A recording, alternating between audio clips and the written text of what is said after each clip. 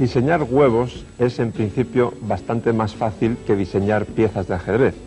Ahora bien, si intentamos diseñar huevos que recuerden a las piezas de ajedrez y además con un concepto bastante sencillo, como ocurre con estas piezas que tengo en el tablero ahora mismo, entonces la cosa se complica.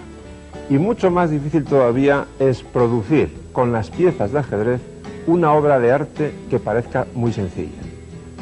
Eso es privativo de los grandes, como por ejemplo Emanuel Lasker, el inmortal prusiano que fue campeón del mundo nada menos que durante 27 años, desde 1894 hasta 1921. Me atrevo a asegurar que nadie por los siglos de los siglos conseguirá batir ese difícil récord. Esta partida, tan bella como instructiva, se disputó un poco antes de que Lasker fuese campeón del mundo, en el torneo de Ámsterdam de 1889. Su rival era Bauer.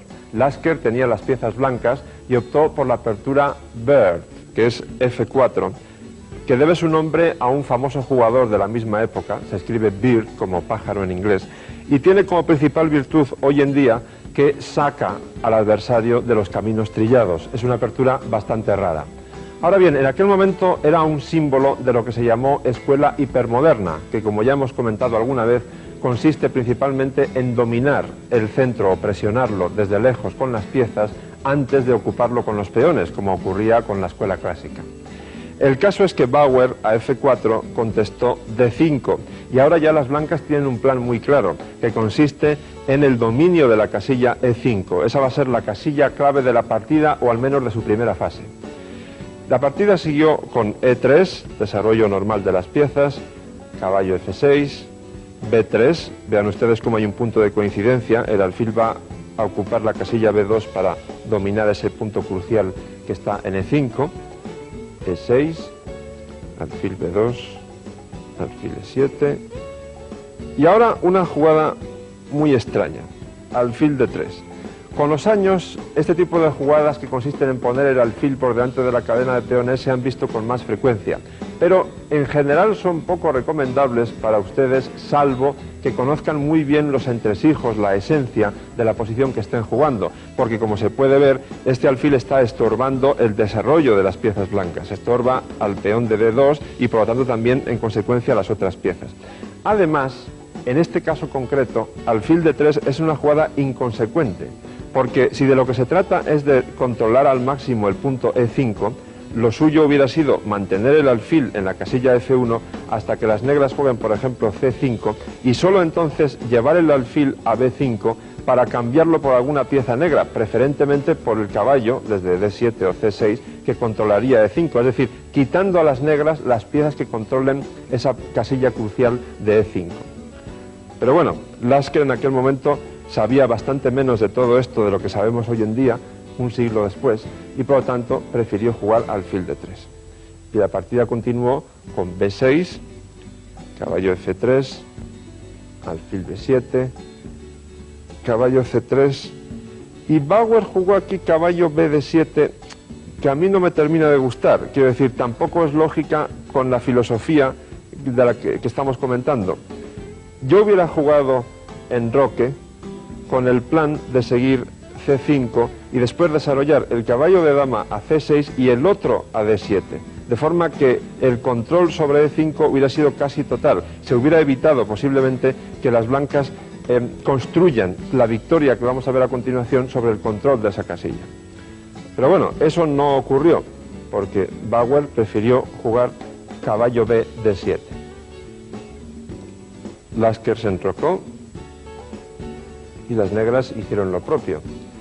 Y ahora Lasker empieza un plan que continúa después con absoluta lógica. Juega caballo E2. La idea es muy simple, llevar todas las piezas posibles al flanco de rey para atacar al rey negro. C5, caballo G3, dama C7. Bauer ahora se da cuenta de que debe controlar más la casilla E5, pero quizás es demasiado tarde, porque lo que sigue es precisamente caballo E5, cambia las piezas, alfil E5.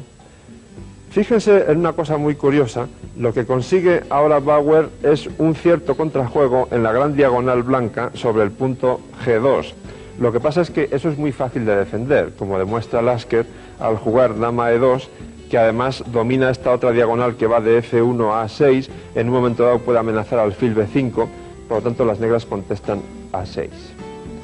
Y ahora Lasker continúa con su plan de atacar al rey negro, para lo cual no hay nada más lógico, por eso decía al principio lo de la aparente sencillez, pero ya verán después lo que viene, que jugar caballo H5, con el fin de eliminar a ese defensor del enroque negro. La partida siguió con caballo por H5. Y ahora les recomiendo vivamente que se fijen muy bien en esta posición, porque esta partida es un modelo, es un patrón que ha determinado cómo se deben jugar este tipo de posiciones de ataque contra el rey negro, al menos con esta estructura que tenemos ahora en el tablero. Graben en su mente esta partida, porque insisto, es una partida modélica. Siguió alfil por H7 jaque, es decir, en vez de tomar directamente el caballo en H5, las blancas primero sacrifican su alfil en H7.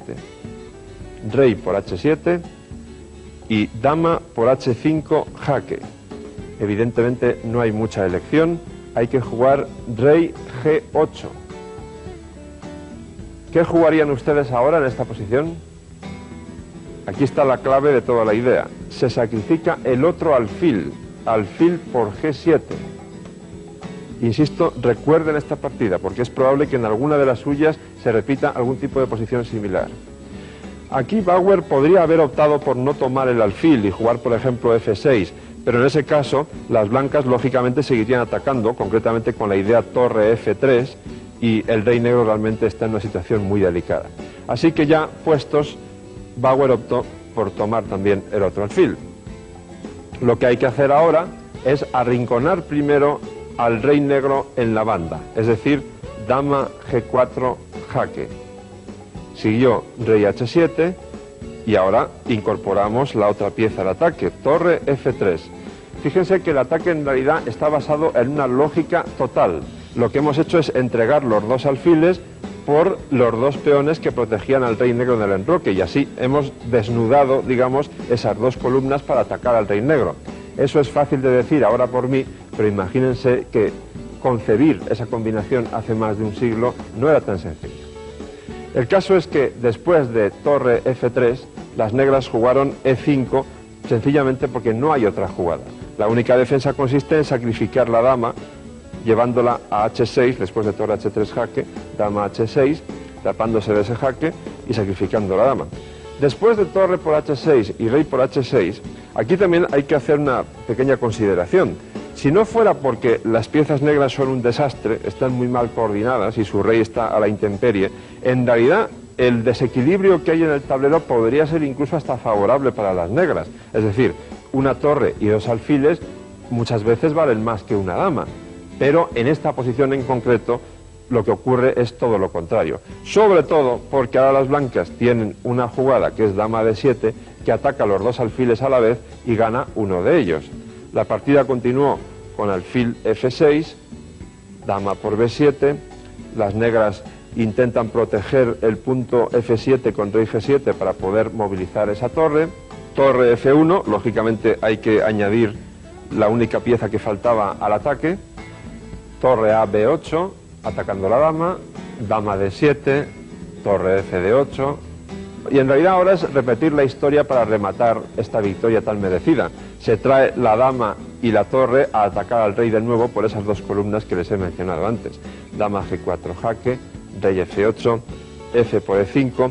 Fíjense en que ahora no valdría alfil por E5 por dama H5 con ataque doble sobre el alfil y sobre el punto F7 donde se amenazaría mate.